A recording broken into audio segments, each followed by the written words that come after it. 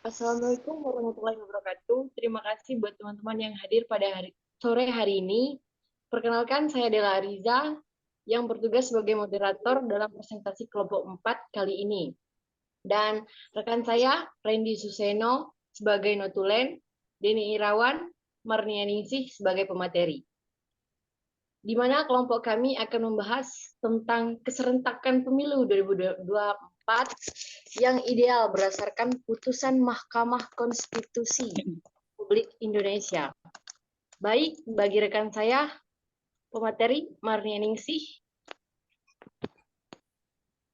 silahkan. Keserentakan pemilu 2024 yang ideal berdasarkan putusan Mahkamah Konstitusi Republik Indonesia. Penyelenggaraan pemilu di Indonesia seharusnya sudah dapat menetapkan sistem pemilu yang bisa diterapkan dalam waktu yang lama dengan model yang sama.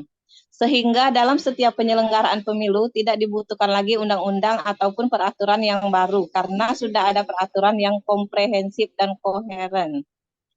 Pemilihan umum merupakan wujudnya nyata penerapan demokrasi di Indonesia yang memberikan peran bagi warga negara untuk dapat ikut serta secara langsung memilih pejabat publik. Hal ini membuktikan bahwa kedaulatan tetap berada di tangan rakyat. Demokrasi dan pemilu yang demokratis merupakan conditio sine qua non. The one cannot exist without the other. Dalam arti bahwa pemilu dimaknai sebagai prosedur untuk mencapai demokrasi atau merupakan prosedur untuk memindahkan kedaulatan rakyat kepada kandidat tertentu untuk menduduki jabatan-jabatan politik. Pemilu hanyalah instrumen dan dapat dijamin berdasarkan atas konstitusi dan arah kebijakan negara yang dimaksud. Oleh karena itu, metode dapat dipertahankan atau diubah jika dipandang sebagai jalan demokrasi yang benar dalam kondisi tertentu. Penentuan suatu pilihan harus melewati banyak penelaahan, pemikiran, dan pengalaman untuk memastikan baik buruknya pilihan itu sendiri. Sistem politik di Indonesia adalah pemilihan presiden dan wakil presiden secara langsung, yang merupakan wujud kedaulatan rakyat di mana rakyat dapat secara langsung menentukan siapa pemimpin pemerintahannya. Hal ini sebenarnya bukan hal baru bagi sistem pemerintahan Indonesia, karena di setiap daerah di Indonesia, yaitu di tingkat desa masyarakat secara langsung memilih kepala-kepala. Melainkan baru pada tahun 2004 pemilihan kepala pemerintahan di tingkat nasional, yaitu presiden dan wakil presiden yang baru. Digunakan Indonesia masih banyak yang percaya bahwa pemilu ini hanya acara rutin 5 tahunan yang merugikan rakyat. Hasil pemilu sendiri tidak bisa membangun masyarakat yang adil sejahtera atas keinginan para pendiri negara. Meskipun kita menyadari bahwa sebenarnya masih banyak masyarakat yang belum siap dan gagal memaknainya. Menurut Pahlevi, kesiapan yang dimaksud adalah kesadaran politik yang lebih baik serta tingkat partisipasi masyarakat dalam penyelenggaraan pemilu.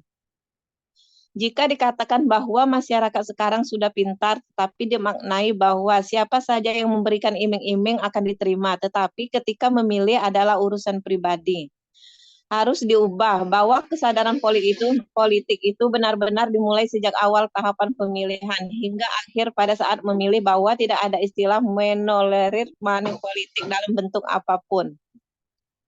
Dalam sejarah pelaksanaan proses pemilihan umum, pemilihan anggota legislatif dan pilpres selalu dilakukan terpisah. Hal ini membuat sebagian orang merasa bahwa pelaksanaan tersebut tidak efisien dan tidak sesuai dengan Undang-Undang Dasar 1945. Melalui permasalahan tersebut, Effendi Ghazali mengajukan permohonan pengujian Undang-Undang Nomor 42 Tahun 2008 tentang pemilihan presiden dan wakil presiden terhadap Undang-Undang Dasar 1945. Dalam putusan MK nomor 14 PUU 11 2003 tahun 2013 terkait dengan apakah penyelenggaraan pemilu presiden dan wakil presiden yang diselenggarakan setelah pemilihan anggota legislatif bertentangan dengan konstitusi atau tidak. MK dalam putusannya kali ini merubah pertimbangannya. Sebelumnya dalam putusan tersebut nomor 51, 52, 59 Putusan Undang-Undang Nomor 6 Tahun 2008 bertanggal 18 Februari 2009 MK berpendapat bahwa pasal 3 ayat 5 Undang-Undang Nomor 42 Tahun 2008 tidak bertentangan dengan konstitusi. Karena hal tersebut merupakan kebiasaan yang bisa saja memang bertentangan dengan logika hukum.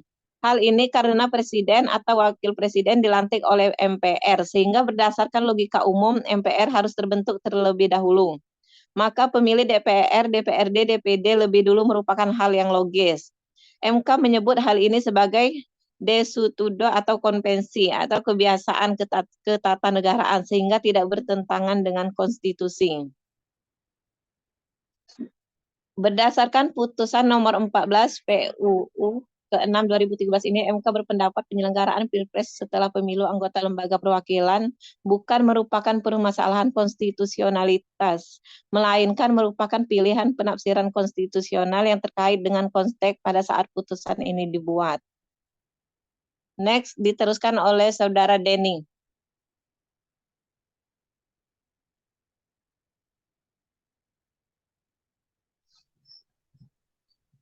MK mendasarkan putusannya pada 3 hal, yaitu keterkaitan sistem pemilihan umum dengan sistem pemerintahan presidensial, dasar pemikiran dalam perumusan Undang-Undang 1945, efektivitas dan efisiensi pemilu dan hak warga negara untuk memilih dengan bijak. Dalam menganalisis poin kedua dan ketiga secara grafis besar, MK sependapat dengan argumen permohonan uji material mengenai keterkaitan sistem pemilu dengan sistem pemerintahan presidensial. MK berpendapat bahwa dalam praktik di tahun 2004 dan 2009, sistem pemilu menjadikan presiden dan wakil presiden sangat bergantung pada dukungan DPR dengan terdiri dari partai-partai politik agar bisa dicalonkan. Negosiasi politik juga tidak jarang terjadi untuk kepentingan taktis dan sesat, tanpa mempertimbangkan roda pemerintahan dan manfaat jangka panjang. Lebih lanjut, menurut MK, praktik ketatanegaraan yang berlangsung sekarang ini dengan dilaksanakannya pemilihan presiden pasca pemilihan anggota Badan Perwakilan dalam proses perkembangannya tidak dapat menjadi sarana untuk mentransformasikan sistemnya ke arah yang ideal. Model koalisi yang dibentuk partai politik dengan calon presiden dan wakil presiden justru tidak memperkuat sistem pemerintahan presidensial sebagai diuraikan di dalam konstitusi. Oleh karena itu, pelaksanaan pemilu presiden atau wakil presiden setelah pemilihan anggota legislatif tidak sesuai dengan makna pemilu sebagaimana dijelaskan dalam Undang-Undang 1945. Seiring berjalannya waktu, pemilu serentak yang diselenggarakan pada tahun 2019 menyelesaikan berbagai macam problematika. Begitu banyak argumen yang mengecam penyelenggaraan pemilu serentak ini sebagai bentuk ketidaksiapan KPU sebagai penyelenggara dan faktor-faktor lainnya yang menjadikan keserentakan pemilu 5 kotak dalam memilih calon presiden dan wakil presiden. Calon anggota DPR, DPD, DPRD pada tingkat provinsi dan kabupaten atau kota bukan sebagai jalan keluar.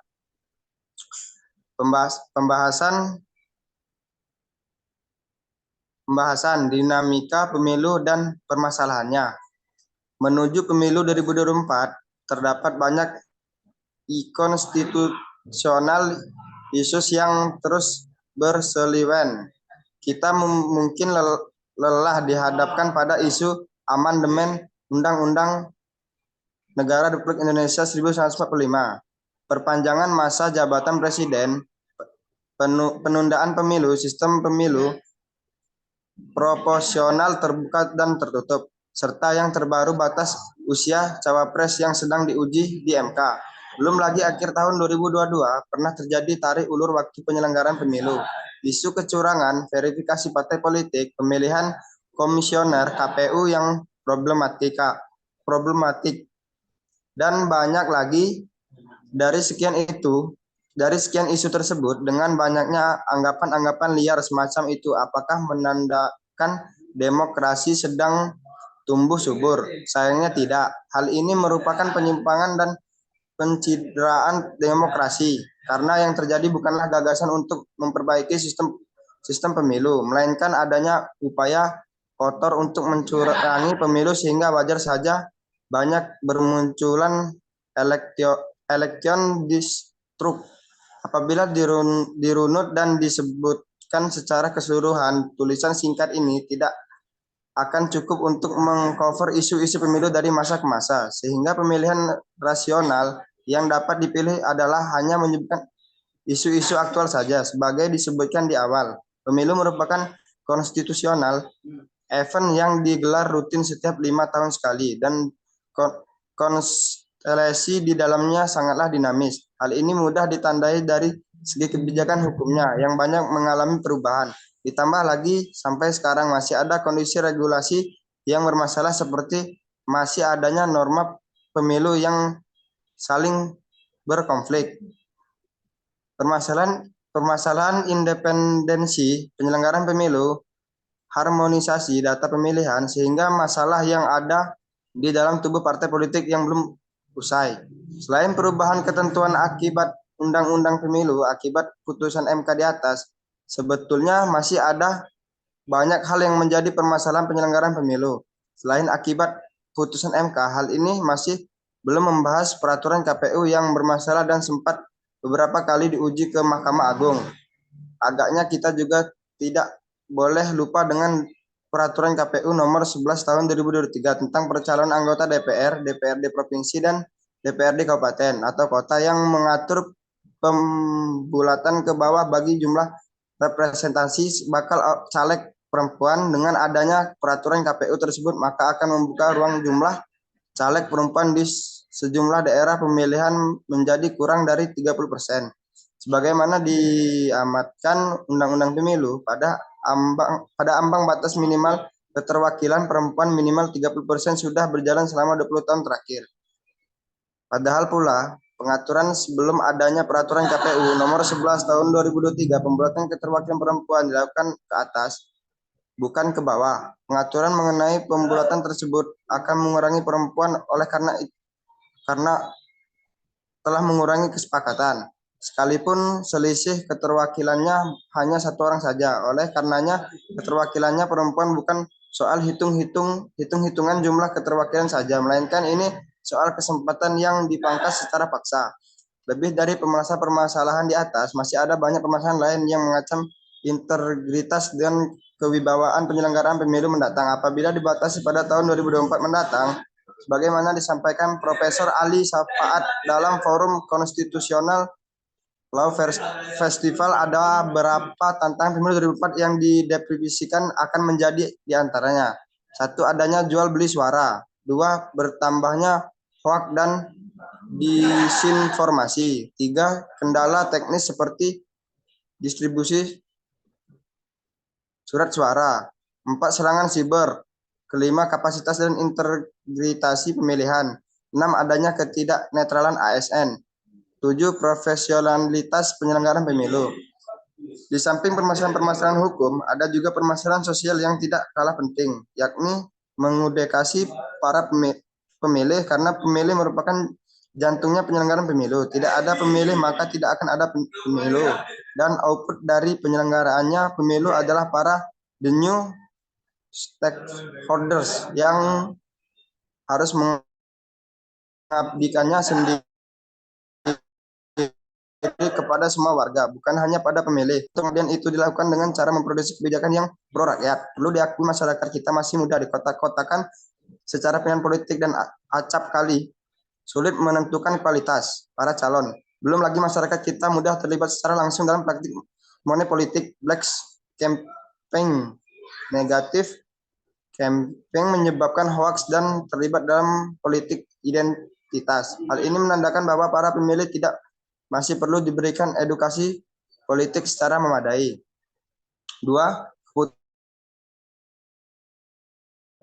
Putusan MK terbaru soal diperbolehkannya kampanye di tempat pendidikan membawa artinya penting bahwa tempat pendidikan bukanlah tempat terlarang untuk menggunakan sebagai tempat kampanye. Ketentuan tersebut dituangkan dalam putusan MK nomor 65 PUU tahun 2023 yang menentukan konstitusionalitas norma pasal 180 ayat 1 huruf H beserta penjelasannya. Terhadap keputusan tersebut setidaknya ada dua alasan dasar, yakni alasan politis dan alasan teknik perundangan. Dari segi teknik perundang-undangan, ada peraturan norma antara rumusan pasal dengan rumusan penjelasan. Hal itu dapat dilihat dari ketentuan pasal 280 ayat 1 huruf H Undang-Undang Pemilu yang menyatakan bahwa pelaksanaan peserta dan kampanye pemilu dilarang menggunakan fasilitas pemerintah, tempat ibadah, dan tempat pendidikan. Kemudian rumusan pasal tersebut dilengkapi dengan rumusan penjelasan sebagai berikut. Fasilitas pemerintah, tempat ibadah, dan tempat pendidikan dapat digunakan jika peserta pemilu hadir tanpa atribut kampanye pemilu atas undangan dari pihak penanggung jawab fasilitas pemerintah, tempat ibadah, dan tempat pendidikan. Yang dimaksud dengan tempat pendidikan adalah gedung dan atau halaman sekolah dan atau perguruan tinggi. Kemudian terhadap ketentuan di atas juga dikenakan aturan pidana sebagai berikut. Setiap pelaksana peserta dan atau tim kampanye pemilu yang sengaja melanggar larangan pelaksanaan kampanye pemilu sebagai dimaksud dengan pasal 28 ayat 1 huruf A, huruf B, huruf C, huruf D, huruf E, huruf F, huruf 7G, huruf H, huruf I, huruf atau huruf J dipidana dengan pidana penjara paling lama 2 tahun dan denda paling banyak 24 juta. Antara bunyi rumusan pasal 28 ayat 1 huruf H dengan rumusan penjelasan terdapat kontradiksi norma, yakni bagian rumusan pasal menjelaskan peserta pemilu yang dilarang menggunakan tempat pendidikan untuk berkampanye. Sedangkan pasal penjelasan memberikan perlunakan ketentuan yakni diperbolehkan apabila memenuhi syarat yakni diundang oleh pihak sekolah dan atau perguruan tinggi dan tidak menggunakan atribut kampanye. Bahkan ironisnya peraturan tersebut dikenakan sanksi pidana dengan adanya konstruksi norma yang tidak sinkron tersebut. Maka apabila dilihat dari segi teknik pembukaan perundang-undangan, maka keputusan MK tersebut dipandang tepat karena berusaha menyikronkan norma antara rumusan pasal dengan penjelasan pasal. Kemudian apabila dilihat dari segi politis, unsur inilah yang paling banyak diperdebatkan oleh publik. Apakah sebetulnya kampus dan lembaga pendidikan sudah tepat dikategorikan sebagai tempat untuk berkampanye? Lantas sejauh apa makna sekolah? Apa hanya batas perguruan tinggi saja? Atau juga dimaksud dengan pendidikan sebagai menengah atas atau kejuruan? Ketentuan tersebut tidak ada kejelasan dalam Undang-Undang Pemilu dan putusan MK. Tentu bisa menafsirkan bahwa yang disebut tempat sekolah seperti SMA, SMK bisa menjadi tempat kampanye sepanjang memenuhi syarat yang ditentukan. Dalam hal ini, dibandingkan sekolah, SMA, dan SMK, perguruan tinggi adalah jenjang pendidikan yang paling siap di realitis. Alasannya sederhana, karena di perguruan tinggi para calon dihadapkan dengan para civitas akademik dari beragam latar belakang keilmuan ada yang dari ilmu hukum, ilmu politik, kebijakan publik, teknik, kedokteran, pendidikan sosial budaya, sastra, dan banyak lagi. Selain pendidikan tinggi sebagai sarana keilmuan yang paling siap dibandingkan dengan jenjang menengah. Dengan penerapan kemiluan tersebut, gagasan para calon benar-benar bisa diolah secara memadai, bisa diperdebatkan dan bisa dikritis. Hasil praktisitasan tersebut nantinya bisa diperluaskan ke masyarakat. Terhadap putusan MK tersebut, yang tidak kalah penting adalah memastikan apakah tempat pendidikan yang akan menjadi tempat kampanye para warga di dalamnya sudah siap berhadapan dengan realitas politik. Selama ini lembaga pendidikan dinilai cukup rentan apabila harus terlibat dalam gelaran kampanye. Karena besarnya potensi politisasi yang akan menyasar lembaga pendidikan tersebut, sehingga yang berpotensi terjadi akan mencederai integritas akademik di lembaga pendidikan tersebut. Dalam aspek lain, perlu diakui bahwa masyarakat kita belum pernah siap untuk sebagai perhelatan kampanye politik, sedangkan masyarakat kita masih belum mempunyai edukasi yang cukup untuk menerima pusat tersebut. Khususnya lembaga pendidikan, tempat pendidikan memang tidak salah menjadi tempat kampanye. Tetap sejauh maka kesepahaman warga lembaga pendidikan yang tiba-tiba menjadi tempat kampanye. Putusan MK masih belum terlalu jauh membahas soal ini, dan sebagai besar ini keputusan mempertimbangkan dari segi teknis perundang-undangan saja. Untuk itu perlu adanya penyesuaian dalam bentuk peraturan KPU yang baru untuk merespon putusan tersebut. Untuk selanjutnya dilanjutkan oleh Ibu Marnia.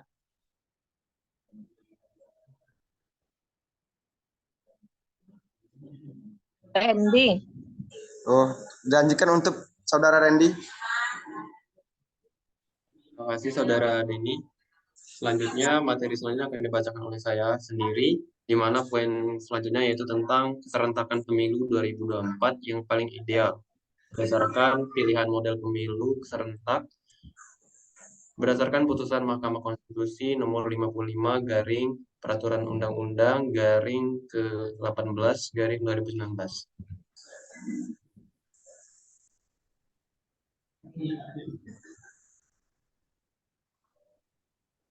Dalam hasil putusan MK nomor 55 garing Peraturan Undang-Undang strip 17 garing 2019, Mahkamah Konstitusi menolak permohonan pemohon untuk seluruhnya karena dianggap permohonan tersebut tidak beralasan hukum.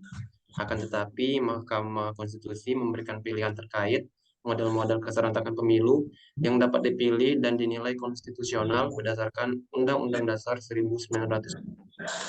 Yang diantaranya, 1. Pemilihan umum serentak untuk memilih anggota DPR, DPD, Presiden dan Wakil Presiden, dan anggota DPRD. 2. Pemilihan umum serentak untuk memilih anggota DPR, DPD, Presiden dan Presiden, Gubernur, dan Bupati atau Wali Kota. Ketiga, pemilihan umum serentak untuk memilih anggota DPR, DPD, Presiden dan Wakil Presiden, anggota DPRD, Gubernur, dan Bupati atau Wali Kota. Keempat, pemilihan umum serentak nasional untuk memilih anggota DPR, DPD, Presiden dan Wakil Presiden, dan beberapa waktu setelahnya dilaksanakan pemilihan umum serentak lokal untuk memilih anggota DPRD Provinsi, anggota DPRD Kabupaten Kota, pemilihan gubernur, dan bupati atau wali kota.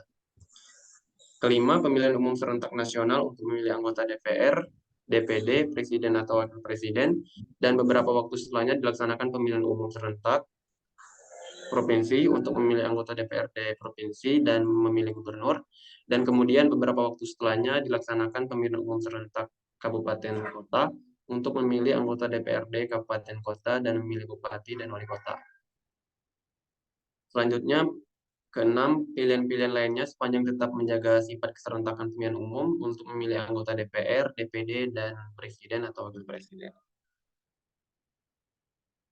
Berdasarkan hasil evaluasi yang dilakukan dalam tulisan ini, model keserentakan pemilu yang paling ideal adalah pemilihan umum serentak nasional untuk memilih anggota DPR, DPD, Presiden atau Wakil Presiden, dan beberapa waktu setelahnya dilaksanakan pemilihan umum serentak lokal untuk memilih anggota DPRD Provinsi, anggota DPRD Kabupaten Kota, pemilihan gubernur, dan bupati atau wali kota. Model keserentakan pemilu tersebut dapat menjadi solusi terhadap kekurangan dan permasalahan yang dialami pada pemilu serentak tahun 2019, khususnya pada partisipasi pemilih, kinerja penyelenggara pemilu, serta penguatan sistem presidensial dan penguatan sistem pemerintahan daerah. Dari sisi partisipasi pemilih, model di atas diharapkan mampu untuk menyeimbangkan partisipasi pemilih pada pemilihan presiden dan anggota DPR dan DPD, di mana pada pemilu 2019 sebelumnya, meskipun persentase pemilih sudah meningkat pada pemilu-pemilu sebelumnya, akan tetapi belum dicapainya keseimbangan antara perolehan suara dalam pemilihan presiden dan anggota legislatif. Terlalu banyaknya calon yang harus dipilih, sehingga banyak masyarakat asal pilih maupun golput dalam pemilihan legislatif.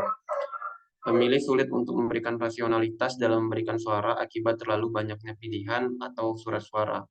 Perhitungan suara yang tidak sah pun meningkat dari 10% pada pemilu legislatif 2014. Kemudian mengalami kenaikan pada pemilihan umum legislatif 2019 menjadi 11%. Model pemilu serentak di atas diharapkan mampu untuk mewujudkan kenyamanan pemilih dalam memberikan suara serta menjaga rasionalitas pemilih demi menghasilkan calon terpilih yang berkualitas. Dari sisi penyelenggara pemilu, adanya jeda dan pemisahan pada pemilu nasional untuk memilih presiden atau wakil presiden dan anggota DPR dan DPRD, kemudian dilanjutkan dengan pemilihan anggota DPRD provinsi, anggota DPRD kabupaten kota, pemilihan gubernur dan bupati atau wali kota. Dengan mekanisme seperti ini memberikan kesempatan untuk penyelenggara pemilu untuk bekerja dengan maksimal, karena beban kerja yang tidak terlalu berat dengan tetap mengadopsi model pemilu serentak. Pertimbangan model ini dirasa mampu untuk menekan permasalahan-permasalahan yang terjadi pada pemilu serentak 2019, khususnya banyak korban jiwa oleh petugas pemilu akibat beban tugas yang terlalu berat. Nah, dari sisi penguatan sistem pemerintahan presidensial, model pemilu ini tetap dapat menjadi pilihan. Pemilu 2019 menunjukkan bahwa model pemilu serentak untuk memilih presiden dan DPR terbukti menghasilkan pemerintahan yang kongruen, di mana calon presiden dan wakil presiden mendapat sebagian besar dukungan DPR dan koalisi. Pemerintahan yang kongruen ini menjadi modal utama untuk mewujudkan sistem presidensial yang efektif. Dari sisi penguatan sistem pemerintahan daerah, berdasarkan analisa dari pemilu tahun 2019, dipisahkannya pemilihan anggota DPRD dengan pemilihan kepala daerah provinsi dan kabupaten kota menjadi salah satu penyebab lemahnya pemerintahan daerah dalam memperhatikan tuntutan publik atas isu-isu daerah. Hubungan antara calon kepala daerah dengan anggota DPRD seringkali mendapati jalan buntu dalam setiap kebijakan yang diajukan oleh kepala daerah yang ditolak DPRD. Pemicunya adalah perbedaan terhadap latar politik antara kepala daerah dan DPRD. Dengan model pemilu ini nantinya diharapkan DPRD dan kepala daerah provinsi dan kabupaten kota. Next.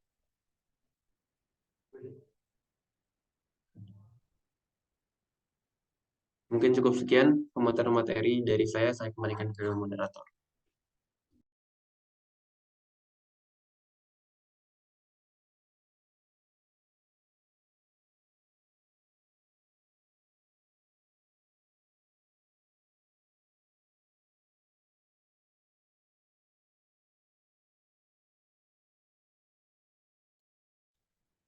Saudari moderator, materi sudah selesai dibaca, saya kembalikan.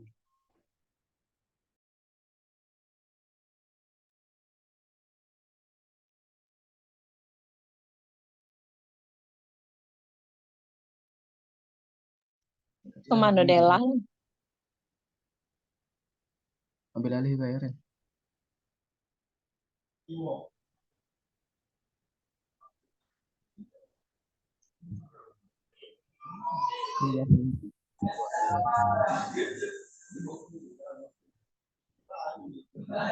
Dela lah keluar.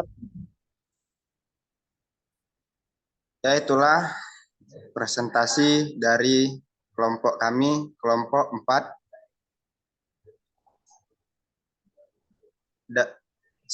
Sekarang kami membuka sesi pertanyaan. Apa dari kelompok lain, apakah ada yang ingin ditanyakan? 2 pertanyaan, Beden. 2 pertanyaan dari kelompok lain. Moderator menghilang. Hilang sinyal yuk. Lanjut, saudari moderator. Silakan. Lanjut sesi pertanyaan dari kelompok lain. Apakah ada yang ingin bertanyakan? Saudara Sastra, apakah ada yang ditanyakan? Lanjut dulu sama Kak Wenti. Yuk, Jum. Jom. Saudara Edit. Kak Wempi. Saudara Dimas, apakah ada yang ditanyakan?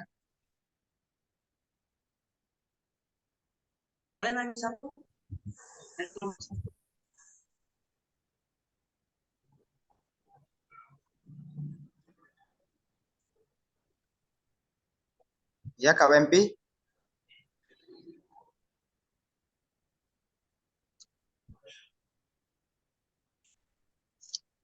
Langsung ya?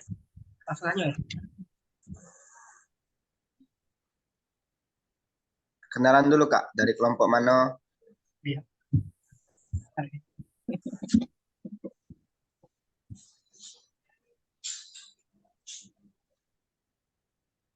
Atau biasa.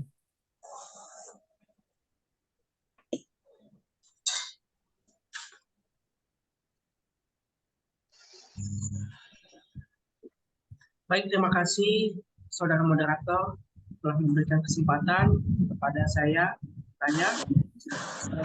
Saya dari kelompok 1, nama Mas Agus Rahman Wempi, ingin bertanya kepada kelompok 4 Tadi di makalah disebutkan masalah presiden pemilihan presiden dengan proporsional terbuka dan proporsional tertutup.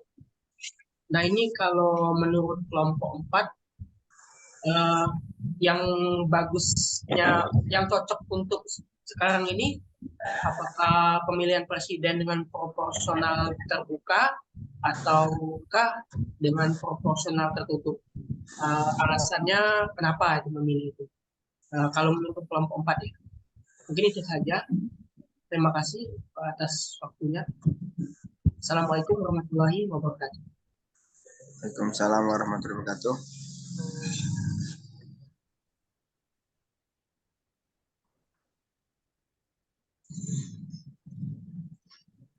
Baik, terima kasih Kak Wempi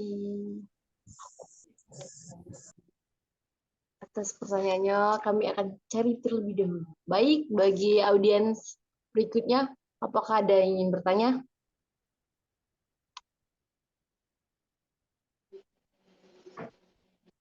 Bagi kelompok 2, kelompok 3, adakah yang tertarik bertanya atas paparan materi yang kami sampaikan? Boleh nanya? Boleh, persilakan buat saudara sastra. Baik, terima kasih moderator. Melengkapi pertanyaan tadi jadi melengkapi supaya penuh. Jadi yang ingin saya tanyakan ini mengenai pemilu yang akan dilaksanakan pada tahun 2024.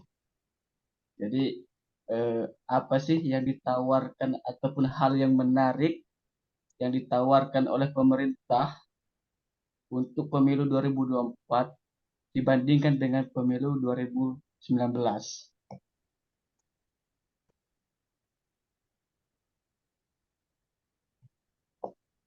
Mungkin itu, Terima kasih.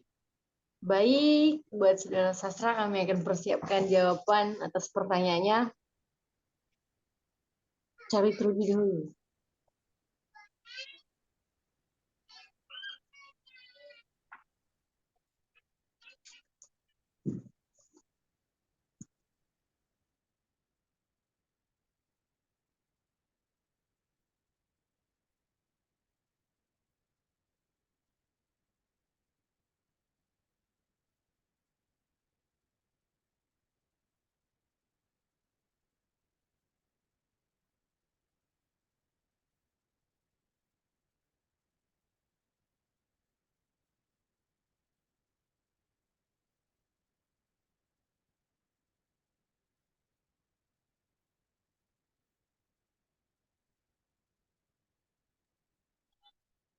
Masih ada sesi pertanyaan?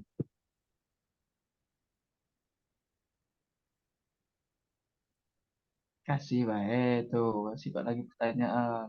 Oke, persilakan Dua Iman. Kok lagi sudah, ayo cuma 3. Oke, terima kasih Mbak. Apa namanya?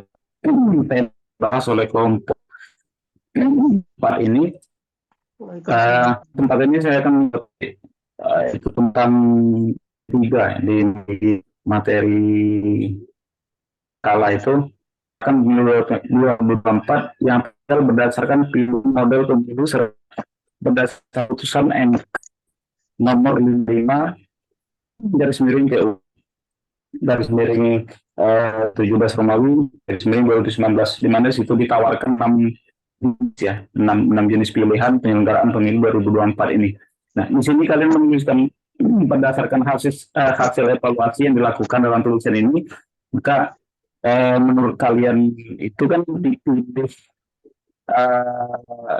itu adalah di poin keempat ya, pemilu secara serentak nasional, pemilihan anggota DPR, DPD, Presiden, kemudian beberapa waktu kemudian akan pemilihan DPR di provinsi, DPRD di kabupaten, dan kepala daerah. Tapi pada kenyataannya, seperti yang kita tahu kan, di pemilu serentak 2024 tanggal 14 Februari nanti pemilihan nasional, Presiden, DPR, DPR RI, DPD, DPRD provinsi, dan DPRD kabupaten. Ini artinya Pak, ini kan artinya pilihan hasil analisis ini bertentangan dengan keputusan penyelenggaraan nanti. Nah,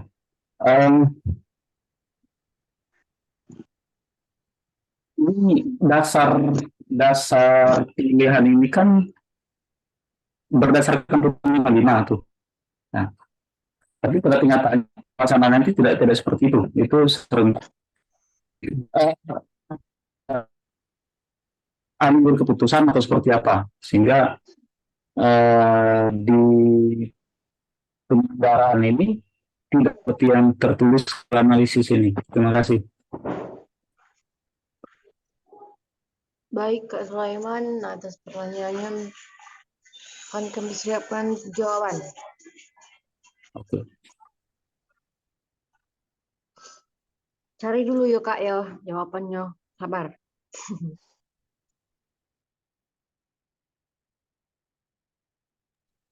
Habis jeda bertanya ya.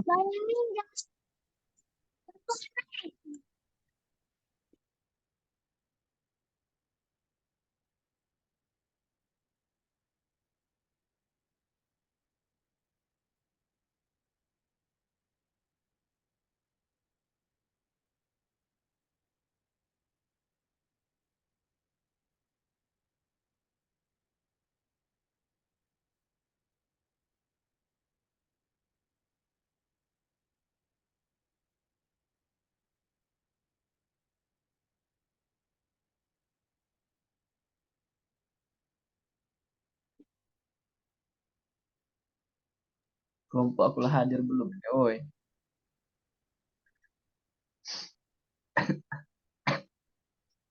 Tadi udah presentasi kami.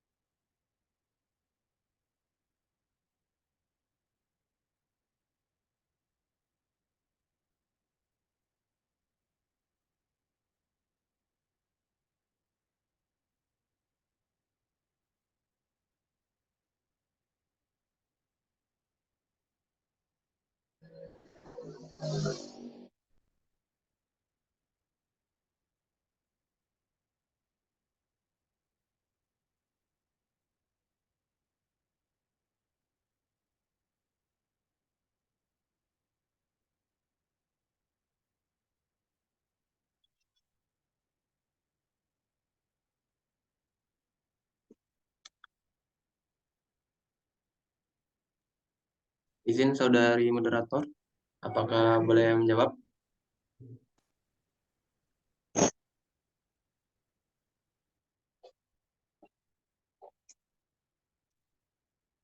Saudari moderator, apakah boleh menjawab?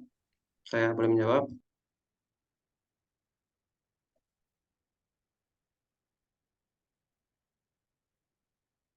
Audionya belum nyala.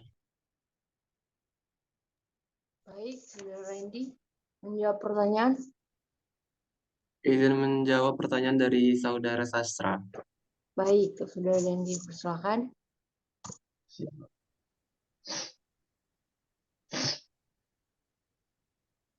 Terima kasih Saudari moderator. Di sini saya akan mencoba menjawab dari pertanyaannya Saudara Sastra mengenai tentang apa yang ditawarkan oleh pemerintah untuk pemilu tahun 2004 atau apa hal yang menarik yang ditawarkan seperti itu. Dari kami sendiri berpendapat bahwa dalam pelaksanaan pemilu dan pilkada serentak tahun 2024 mendatang, itu bukan ditawarkan oleh pemerintah, melainkan sebuah harapan dari negara kita sendiri. Harapannya apa? Harapannya penyelenggara pemilu dapat berkomitmen melaksanakannya dengan baik agar demokrasi tetap hidup dan semakin berkualitas, melahirkan pemerintahan yang memiliki legitimasi yang kuat. Dan itu jawaban dari Bagaimana Saudara Sastra? Apakah ingin menambahi ataukah salah? Tidak, saya tidak bisa menyalahkan karena itu adalah jawaban dari kalian. Saya menghargai semua jawaban. Baik, Salah terima salah kasih buat Jadi Saudara. setuju ya. akar. Jadi saya tidak bisa menyalahkan, cuman memang tadi pertanyaan saya yang salah. Itu karena tadi menyinggung apa yang ditawarkan pemerintah. Nah, itu yang salah dari pertanyaan saya. Tapi memang sih tujuannya itu apa sih yang menarik itu kan yang untuk 2024 nanti tentang pemilu ini. Karena kita ketahui ke pemilu ini kan di 2024 nanti ada pesta demokrasi. Jadi sebaring ini juga saya mengharapkan di 2024 nanti itu apakah akan lebih menarik dibandingkan 2019, apakah atau akan menjadi lebih panas pemilunya. Itu maksud saya tadi. Mungkin oke. Terima kasih atas jawabannya. Baik, buat Saudara Sastra. Moderator,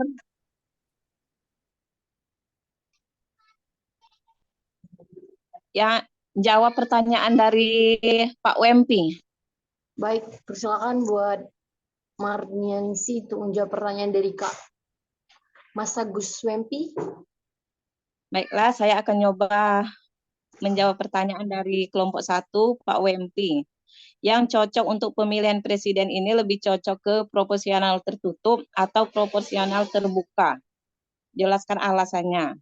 Menurut saya lebih ke proporsional terbuka. Karena jika proporsional tertutup akan cenderung merugikan kandidat-kandidat pendatang baru. Karena kandidat dipersiapkan langsung oleh partai politik dan biasanya yang terpilih adalah orang dalam itu sendiri. Dan menurut saya itu sangat tidak adil.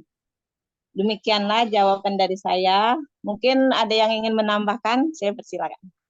Baik, untuk Kak Mas Agus W. Aramawempi, apakah ingin menambah atau menyanggah? Itu kan tergantung apa itu pendapat kelompok. Berarti kalau menurut pendapat kelompok 4 itu proporsional terbuka. Terbuka. Ya. Karena alasannya tadi itu ini gimana alasannya tadi itu karena Kalau tertutup kan dia biasanya kandidat tuh dipilih oleh partai politik itu dewe. Nah, biasanya wong dalam itulah yang dipilih. Kan merugikan bagi kandidat baru gitu. rakyat itu tidak kenal sama siapa yang dipilihnya. Iya. Oke. Bagaimana buat atas jawabannya Kak Mas Agus Aramawempi? Ya, sudah. Terima kasih. Karena kan menurut pendapat kelompok 1 dan kelompok 4 tadi. Oke. Thank you. Betul. Sama-sama. Bagaimana saudara Dini? Apakah ingin menjawab pertanyaan Kak Sulaiman?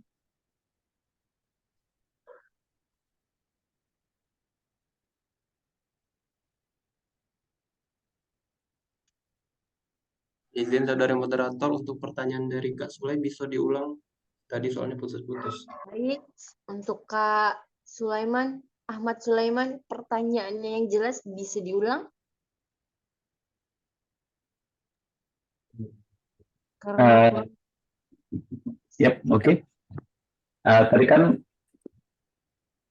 di makalah itu kan disebutkan berdasarkan apa namanya putusan 55 itu kan MK itu menawarkan ada 6 model model apa namanya model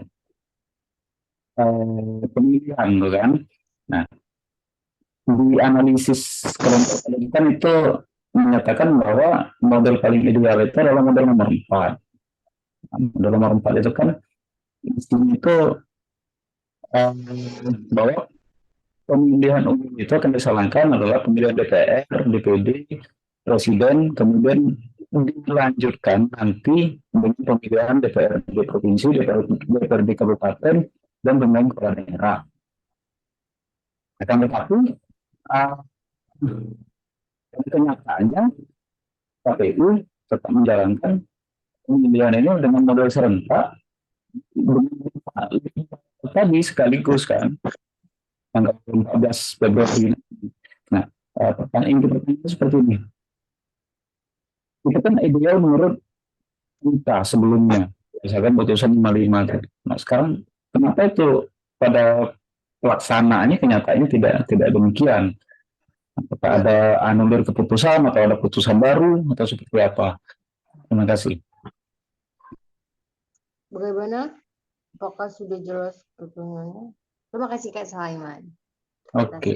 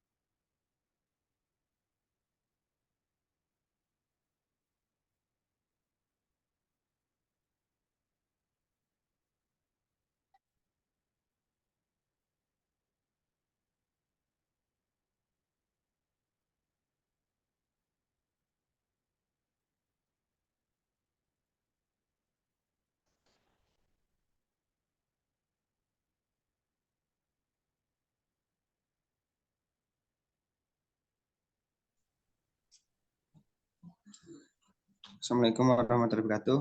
Oke, saya akan menjawab pertanyaan dari Kak Sulaiman.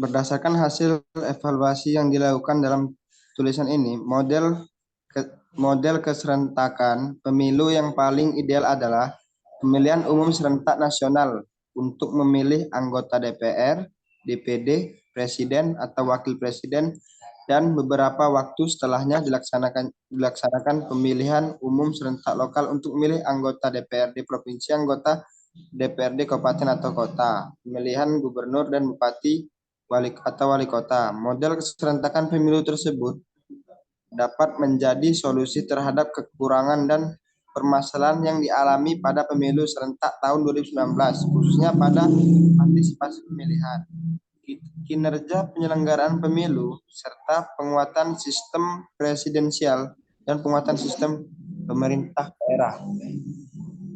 Oke, itu saja, moderator. Saya kembalikan kepada moderator. Baik, bagaimana atas jawabannya Kak Sulaiman? Apakah ingin menambah atau menyanggah?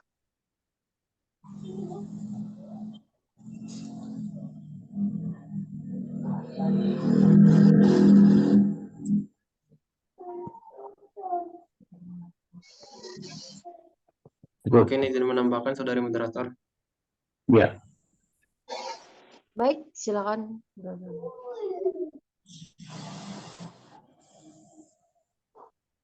Saudara suara kau mati. Ya, terkait dengan pertanyaan Kak Soleh tadi tentang model pemilihan seperti apa yang paling ideal, lantas mengapa model pemilihan yang telah diterapkan pada 2019 lalu itu masih tidak sesuai dengan semestinya, Kak ya. Mungkin dari kami sama dengan seperti yang disampaikan sebelumnya oleh saudara Denny. Dari kami sendiri, model pemilihan yang paling ideal untuk diterapkan itu yaitu model keserentakan pemilu nasional untuk memilih anggota DPR terlebih dahulu, kemudian DPD, lanjut presiden dan wakil presiden, dan beberapa waktu setelahnya dilaksanakan pemilihan umum serentak lokal untuk memilih anggota DPRD provinsi, kemudian anggota DPRD kabupaten kota. Tapi kembali lagi, untuk penerapan itu semua diperlukan adanya analisa yang matang terkait dengan model pemilu serentak yang akan diadakan pada 2024 mendatang. Semua aspek kan perlu diperhatikan, mulai dari dampak bagi pemilih, dampak terhadap partai politik, dampak terhadap penyelenggaraan pemilu, dan dampak terhadap sistem pemerintahan presidensial dan pemerintah daerah. Mungkin itu saja, saudari. Baik, terima kasih Saudara Randy. Bagaimana atas jawaban atau tambahannya dari Saudara Randy, Kak Ahmad Sulaiman? Ini itu kan yang dibahas di situ sekedar analisis ya. Tapi pada kenyataannya akhirnya KPU tetap ke model pemilihan di 2019 tetap 5 kota nanti seperti itu. Oke. Baik, terima kasih Kak Sulaiman.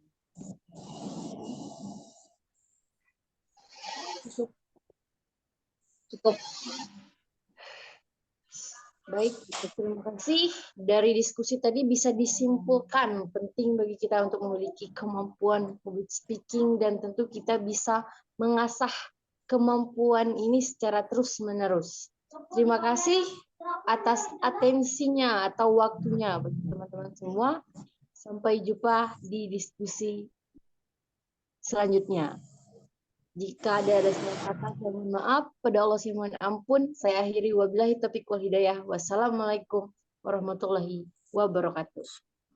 Waalaikumsalam. Waalaikumsalam warahmatullahi wabarakatuh. Nah,